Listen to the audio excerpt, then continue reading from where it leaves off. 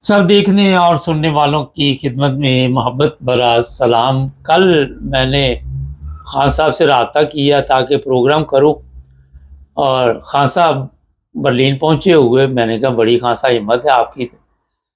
और आज पूछेंगे खान साहब से 14 अगस्त के मामले में कल कैसा उनका दिन गुजरा और पाकिस्तान के बारे में भी ताज़ा सूरत हाल क्या है उस पर भी बातचीत करेंगे। जी खान साहब, बड़ी ज़बरदस्त आपने हिम्मत दिखाई और बर्लिन पहुंच गए जनाब। जी हाँ, वहां से इन्विटेशन आई थी तो कुछ उन्होंने ख्वाहिश का इजहार किया था कि भाई साहब जर्मनी वाले यहाँ आए। तो फिर हम आमतौर पर हम फ्रैंकफर्ट में ही अटेंड कर लेते हैं। जी। तो फिर हम बुध को सुबह मियाँ बीवी जो है वो वहाँ चले गए थे बर्लिन। तो वो पाकिस्तान के आपको पता है कॉन्सुलेट जो है वो एक गुंजान आबादी इलाके में है और उसके पास सेंड भी नहीं है जिसे कहते हैं जी। तो ओपन प्लेस नहीं है। तो ये फिर पाकिस्तान हाउस जो कि ऑफिशियल रेजिडेंस है सफीर पाकिस्तान की, वहां का सेन काफी बड़ा है। तो वहीं पर उन्होंने ये तकरीब मुनक़िद की थी और आपको पता है इस तकरीब की फॉर्मेलिटी है तो शुरू में झंडा लहराया जाता है। लेकिन ये एक खास बात थी कि वो सफीर जो खातून है सईदा सकलैन साहिबा वो खुद दरवाजे पर मौजूद रही और हर गेस्ट को उन्होंने 1 घंटा जो है खड़े होके हर गेस्ट को रिसीव किया, उसका हाल वाल पूछा। और फॉरेन ऑफिस के लोग भी थे और पाकिस्तान के लोग भी थे। दूसरे सफारत खानों की नुमाइंदगी भी थी, काफी सफारत खाने आए हुए थे, ज्यादातर एशियन जो सफारत खाने हैं उनकी नुमाइंदगी थी और उन सबको उन्होंने रिसीव किया। उसके बाद फिर वो फ्लैग सेरेमनी हुई।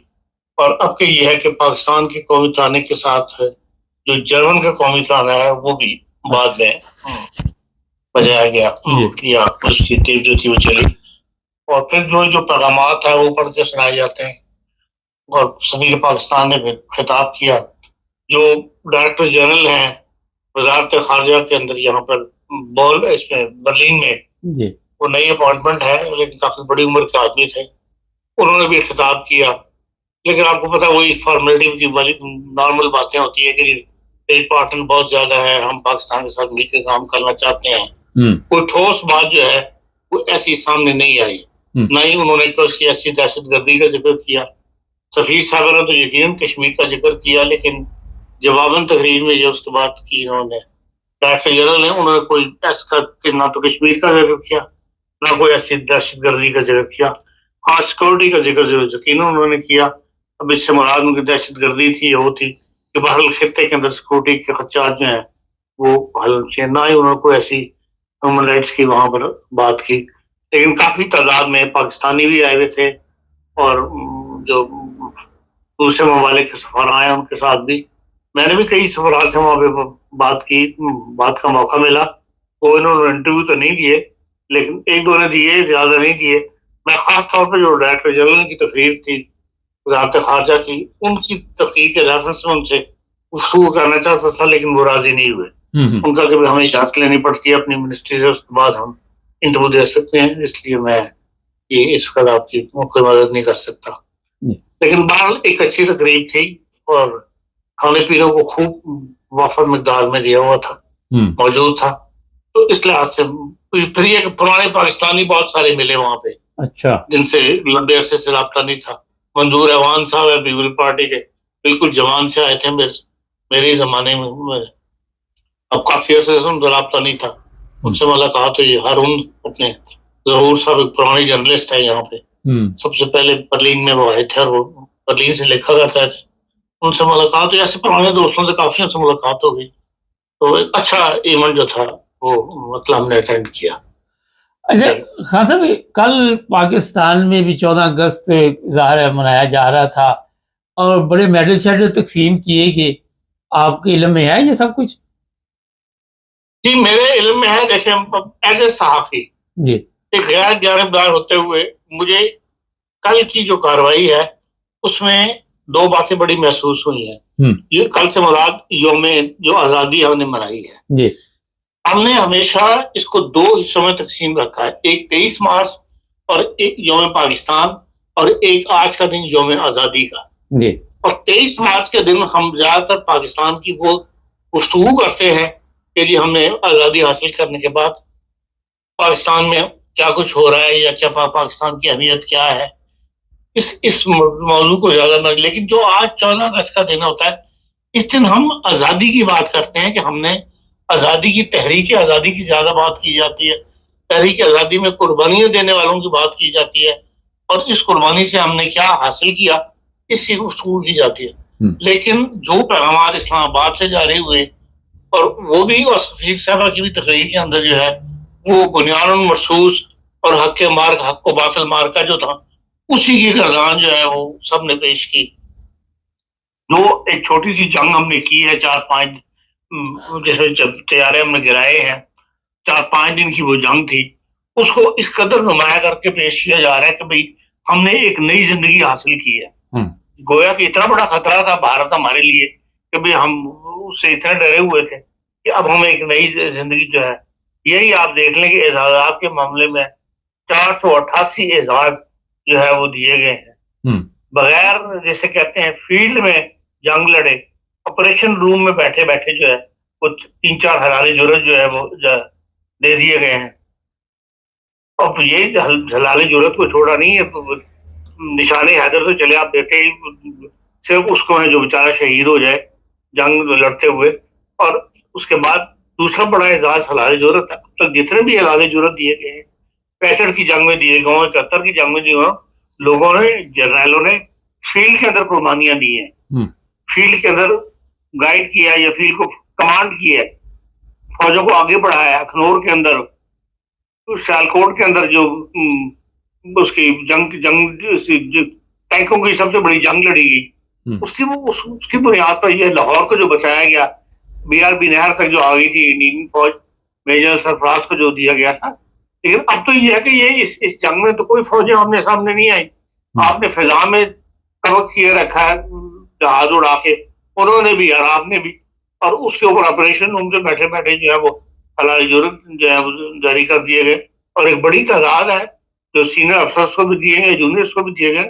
लेकिन 488 की पहली दफा हुआ है कि भाई हम जो जर्मनी में देखते हैं कि एक तो सिर्फ 3 अक्टूबर के दिन ये एजाज़ात दिए जाते हैं, और मुख्तलिफ छोटे छोटे कस्मों से जो लोग समाजी खिदमात करते हैं उनको ये ज्यादा एजाज़ दिए जाते हैं। जर्मनी का जो तरीक है, साइंसदानों को भी दिए जाते हैं, दूसरों को भी, लेकिन ज्यादा जो सर्टिफिकेट्स हैं या एजाज़ात हैं वो चुन चुन के गाँव छोटे छोटे, जिसको हम लैंड ट्राइब्स कहते हैं यहाँ पे जिले के तरफ, वहां से नाम मंगवाए जाते हैं, उनको अप्रूव किया जाता है, फिर उनको इनामात जो है वो दिए जाते हैं।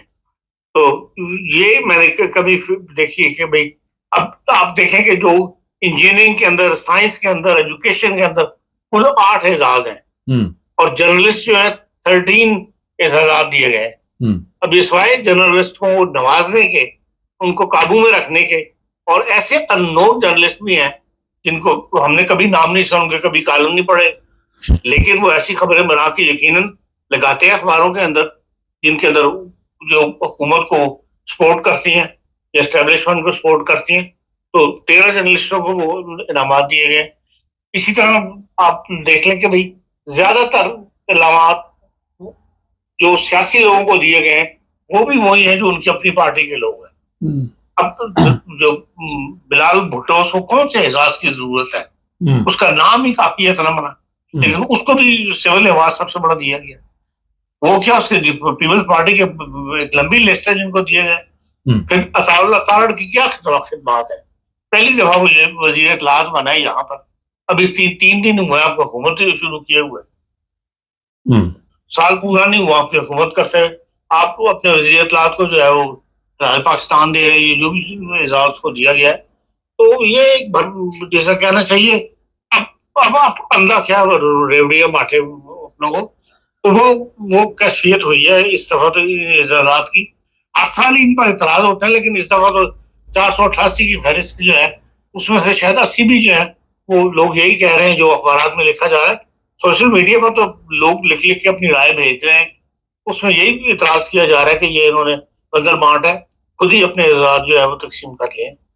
और जो कुर्बानियां थी 14 अगस्त के हवाले से तहरीक पाकिस्तान के लोगों की, ना उनका नाम लिया जा रहा है, ना उन पर मज़ामीन आ रहे हैं, ना नई नस्ल को कुछ उस तहरीक पाकिस्तान से या आज़ादी की तहरीक से को मुतारफ करवाया जा रहा है। जी हाँ साहब, ये तो ठीक है, जो भी उन्होंने किया सोशल मीडिया पे लिख रहे हैं लोग, उससे कोई फर्क पड़ता है, कोई असर होता है? ये तो आदी हो चुकी है इन चीज़ों के, जो मर्जी लिखते रहो सोशल मीडिया पे। देखिए, जो हमारे काबरीन हैं, चाहे वो सियासी हो चाहे एस्टेब्लिशमेंट के हो, उन पर हम यही देखते हैं कोई इन चीजों का असर नहीं होता। जो उन्होंने करना होता है वो करके ले लेते हैं, इसलिए कि उन्हें पता है कि लोग कोई एहतजाजन बाहर नहीं आते। 2-4 दिन लोग अखबारों में लिखते हैं, एक दो कॉलम जो आ जाएंगे, उसके बाद बात खत्म हो जाएगी। तो यही इनको फायदा है, इसलिए कि भाई एक मुनज़्ज़म तहरीक जो है वो नहीं इन बातों के खिलाफ उठती, और ये इनकी जीत है जिसकी वजह से इसमें कामयाब हो जाते हैं हर दफा। अब कभी यही होगा, आप देख लें, कोई इसके ऊपर ऐसा बड़ा एहतजाज नहीं होगा। लोग सोशल मीडिया पर एक लोगों को ये जरिया मिल गया कि अपना गुस्सा सोशल मीडिया के जरिए जो है वो जाहिर कर दें, तो वो आप कल से देख लें, मुसलसल ऐसे मैसेज जो हैं वो इधर से उधर मूव कर रहे हैं। हाँ साहब, लंबे अरसे से आपका माशाल्लाह तल्लुक सहाफत से है। कल 14 अगस्त थी, आज़ादी का दिन था, और इस बार तो सबको पता है कि जब यौम आज़ादी या आज़ादी के लिए जदोजहद की गई, तमाम लोग शामिल थे। लेकिन कभी 14 अगस्त वाले दिन कोई ऐसा आपके इल्म में आया, नाखुशगवार वाक़या पेश आया हो? जैसे कल अहमदिया मस्जिद को आग लगाई गई, घरों को आग लगाई गई, लोगों पे तशद्दुद किया गया। तो आज़ादी के दिन इस तरह का तशद्दुद करने का क्या मकसद था? ये इंटरनेशनल मीडिया ने भी ये खबर उठाई है अपना। हाँ जी, मैं कल रात ही वापसी के सफर में मैंने इसको मैसेज आ गया था, तो वो जो प्रेस रिलीज जो है वो मैंने रास्ते में पढ़ ली थी। देखिए, ये दिन ब दिन आप ये देख लेंगे, किसी मैसेज के अंदर जो इस्लामाबाद से जारी हुए कहीं कौमी यकजहती की बात नहीं है। हर कोई जो जिसने भी मैसेज दिया है, मैं जैसे मैंने पहले कहा, मैं दोहराना नहीं चाहता कि हक को बातिल का मार्का वो इंडिया के साथ जो आपका हो गया है और बुनियादन महसूस है। आप ये देखें कि कल पुलिस के अंदर 14 अगस्त के अंदर सूबा सरहद के अंदर 15 वाकयात दहशतगर्दी के हुए, पुलिस के ऊपर हमलों के। ये आईजी की प्रेस कॉन्फ्रेंस सुबह सुबह जुल्फकार हमीद साहब की, जो वो कहते हैं कि 14 अगस्त के दिन 15 हमले हुए हैं, जिसमें से 12 हमले जो है पुलिस ने नाकाम बनाए, 5 पुलिस वाले शहीद हुए हैं, 1 दर्जन से ज्यादा जख्मी हुए हैं। ये आपकी कौमी यकजहती का हाल है, या आपकी जो जिसे कह सकते हैं कि भाई आप किस किस्म के खतरात के अंदर मुल्क को उधर पेश है, और हुकूमत जो है वो अपने एजाज बांटने में लगी हुई है। तो जो कुछ आप जो मिसाल आपने दी है, वो इसमें हुकूमत इसलिए कसूरवार है कि जो कहता है वो कोई कौमी यकजहती का माहौल पैदा करने के लिए तैयार नहीं। कोई ऐसे ऐलानात, ऐसी तकरीर नहीं की जाती, कौमी यकजहती की अहमियत नहीं बयान की जाती तो भाई हम सब एक हैं। एक नगमा बना हुआ है परचम के मामले में, वो लगा दिया जाता है। लेकिन काबरीन, जो सियासी काबरीन हो, जब तक जिनके हाथ में मुल्क की कमान है, जिसको जो क़यादत है, जिसको लोगों ने फॉलो करना है, उनकी तरफ से कौमी यकजहती या इत्तेहाद की कोई ऐसी गुफ्तगू कल भी सामने नहीं आई जिसको लोग फॉलो कर सके। तो इसीलिए जो इंतशार पैदा हो रहा है, वो जो दुश्मन है, चाहे वो मजहब का लिबादा ओढ़ के दाखिल हुआ है हमारी सफों के अंदर, या सियासी तौर पर वो हमें फाड़ना चाहता है, वो उसका मकसद ही है, वो अपने मकसद में इसलिए कामयाब है कि जो हमारी सियासी की आदत है वो उसके ऊपर हाथ नहीं डालती, उसको बल्कि उनको मदद फराहम करती, बार बार ऐसे ऐलानात करके आप कि हम मजहबी ताकतों से मशवरे करेंगे, हम ममनू है मजहबी ताकतों को, बर वक्त मशवरा दिया। और मदरी मस्जिद का छोटा सा मामला है, 3 करोड़ रुपए की मुतबादिल जमीन दी है हुकूमत ने, लेकिन वो भी इतना बड़ा मसला बन गया 3 दिन से, और दिन ब दिन बढ़ता चला जा रहा है। अब कल 48 घंटे का जो नोटिस था वो खत्म हुआ है, तो 48 घंटे गुजरे नहीं है, तो व्हाट्सएप के ऊपर जो मजहबी तंजीम हुए उनकी तरफ से नोटिस आने शुरू हो गए कि जी इकट्ठे हो जाओ, और जुम्मे को दिन जो है कल आज उसको बकायदा उसके ऊपर तकरीर की जाए, और वो जमीन जो हुकूमत ने वापस ली थी उनसे, जो मुतबादिल जगह थी, वो नहीं बल्कि जो पुरानी जगह थी, क्योंकि वहां हमने लाजमी जुमा अदा करना है। लोगों को उभारा जा रहा है, लोगों के जज्बात को मारा जा रहा है कि वहां पहुंचो और वहां जुआ पड़ो। ये सिवाय एक नया फसाद पैदा होने के और क्या होगा। लेकिन यह है कि हुकूमत इस तरफ नहीं तवज्जो करती, इन लोगों को दबाने के लिए तैयार नहीं है। बड़ा अच्छा आर्टिकल एक आया है 14 अगस्त के हवाले से जर्मन अखबार के अंदर आज, और उसमें उन्होंने यही लिखा है कि अफगानिस्तान के अंदर तालिबान को 4 साल हो गए हैं और 4 साल में उनको किसी ने रिकॉग्नाइज नहीं किया सिवाय 1-2 मुल्कों के। तो उन्होंने कहा कि तालिबान की हालात दिन ब दिन खराब होते चले जा रहे हैं, उनकी जो सोशल लाइफ है वो बड़ी मुतासर हो रही है, वर्ल्ड से उनको इमदाद नहीं मिल रही, तो वो उसको बजाय इसके कि वो उसका पॉजिटिव रास्ता वर्ल्ड के साथ सुलह करने की कोशिश करें, वो अपने ऐसे ग्रुप्स पैदा कर रहे हैं, तादाद बढ़ रही है जो बदअमनी पैदा करके, और पाकिस्तान के अंदर वो चाहते हैं कि पाकिस्तान के ऊपर हम इलाकों पे कब्जा करके तो हम अपनी बात जो है वो मनवाने की कोशिश करें, ताकि वो दुनिया को ये बराबर करवाना चाहते हैं कि भाई हम एक्टिव है और हमारे साथ नहीं, अगर तुम सुलह करोगे या हमें दबाने की कोशिश करोगे तो हम और ज्यादा उभरेंगे। अब ये उनकी सोच है कि वो इस तरह दुनिया को अपनी तरफ मुतवज्जह करना चाहते हैं। तो उन्होंने यही उसने लिखा है कि भाई पाकिस्तान के अंदर जो अफगानिस्तान के साथ पाकिस्तान का इलाका है वो एक मुस्तकिल अब एक जंग की सूरत हाल जो वो इख्तियार करने वाला है। ये आज ही का आर्टिकल है इसके अंदर। तो इस किस्म के हालात के अंदर ये तमाम बातें, हमारे पास वो सियासी क़यादत मौजूद नहीं है जो इन तमाम बात को अहाता कर सके, इनको सोच कर इनके मुताबिक जो है अमल कर सके या कोई अमली इकदाम उठा सके जिससे मुल्क जो है महफूज है। इसलिए जो भी कमजोर तबकात हैं इस मजमून से तो यही नजर आता है कि भाई जितने भी कमजोर तबकात हैं उन्हीं के ऊपर ज्यादा हमले होंगे, और ये बदअमनी पैदा करने के लिए तालिबान जो है पाकिस्तान के ग्रुप्स को इस्तेमाल कर रहा है। खान साहब, वक्त बहुत कम है, आप लंबा हो गया प्रोग्राम, मुझसे जवाब दीजिए, कल छोटे बच्चे जो हैं वो भी बढ़ चढ़ कर हिस्सा ले रहे थे, तो अभी आपने कहा कि जो तालीम है उसकी तरफ इन्होंने तवज्जो नहीं दे रहे, ये जो छोटे बच्चे बड़े होंगे तो ये फिर किस तरह के काम करेंगे? देखिए, ये सब वो बच्चे हैं जो तालीम नहीं हासिल करते बल्कि मदरसों में पढ़ते हैं और मौलवी के कंट्रोल में है। तो जब मौलवी उनको जो कहता है वो उस तरफ चल पड़ते हैं, लेकिन उनको पत्थर मारने का तो पत्थर मारने को निकल पड़ते हैं। मौत इकट्ठा करना इसीलिए आसान हो गया है कि भाई ये बच्चे मदरसों में रहते हैं, मदरसों में पढ़ते हैं, तो वहीं से मौलवी इनको इकट्ठा करके अपना मकसद पूरा करने के लिए ले जाते हैं। इसी कल्चर को बदलना जो है जब तक नहीं बदलेगा पाकिस्तान के हालात मजीद मखलूस होते चले जाएंगे। बहुत शुक्रिया खान साहब। ना जी, बच्चे कौम का सरमाया है, फिर बात हो चीत होगी।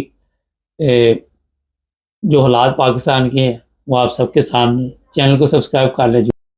एक वुनिंग है किराए के लिए, जर्मनी का शहर है जी रुसलसाइम, एयरपोर्ट के करीब, फ्रैंकफर्ट जो एयरपोर्ट है उसके पास ही है, रेंट के लिए। और नंबर आप देख रहे हैं उन साहब का नीचे। ये मज़ीद इन्फॉर्मेशन आप लेनी चाहें तो इस नंबर पर व्हाट्सएप पे वो कहते हैं हमें मैसेज करें और वो आपको जवाब देंगे।